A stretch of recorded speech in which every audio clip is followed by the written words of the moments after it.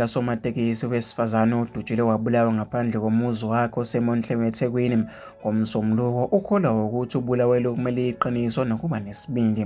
uNkosazana Zola Joyce oneminyaka ngo-64 ubenamatekisi kososeshini abahlukene KwaZulu-Natal kuthiwa udutshulwe wabulawa abantu abangaziwa.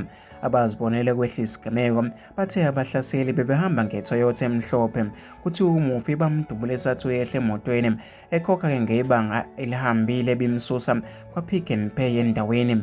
Ilungu lomndeni elicela ukuthi igama lalo ligodle lichaza umufi lithe-ke ube umuntu wesifazane onganqeni kumele iqiniso futhi-ke abuze imibuzo uma kukhona engakuqondi kahle. Uhlobo lomuntu ongathuli uma kunento-ke angayizwa kahle, ethanda into eqondile elimele iqiniso lakhe ngisho-ke emadodeni futhi-ke ekhuluma izinto ezidlula amadoda, kusho-ke ilungu. Uthe-ke bayakholwa ukuthi njengoba-ke ubulewele khona kumele iqiniso.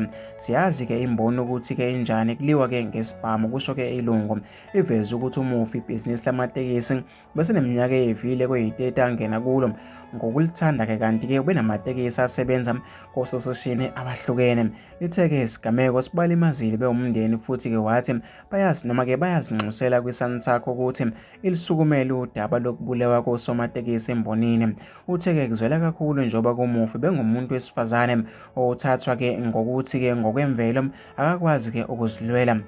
Uma-ke kukhona lapho-ke enyathelele khona abathile amakhono bekunani-ke ukuthi-ke bathumele abantu-ke bezomsabisa kuphela, mhlawumbe-ke bamkhombe ngaso-ke isibhamu, bamtshele-ke ukuthi uma-ke engayeki akwenzayo bazombulala bese-ke beyahamba, kusho-ke ilungu.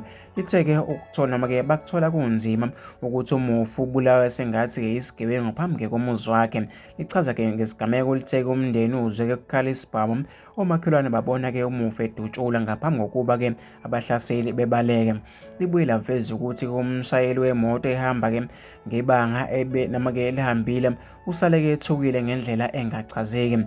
Asitshele-ke khona ukuthi-ke umufi besathi kuyehla emotweni ngesikhathi bemdubula esifubeni. Uthe-ke ebona ukuthi-ke yahlasela umufi ubuyele-ke ngaphakathi emotweni kodwa-ke baqhubeka bamdubula nasekhanda-ke ngaphambi kokuba-ke babaleke, kusho-ke ilungu. Lithe-ke abazange-ke bamthinta umshayeli wemoto ekhokha-ke ngebanga elihambile. Okhuluma amaphoyisa KwaZulu-Natal uColonel Robert Nachitunda uthe amaphoyisa aseMonhlemi aphenya-ke icala lokubulala kulandela-ke isigameko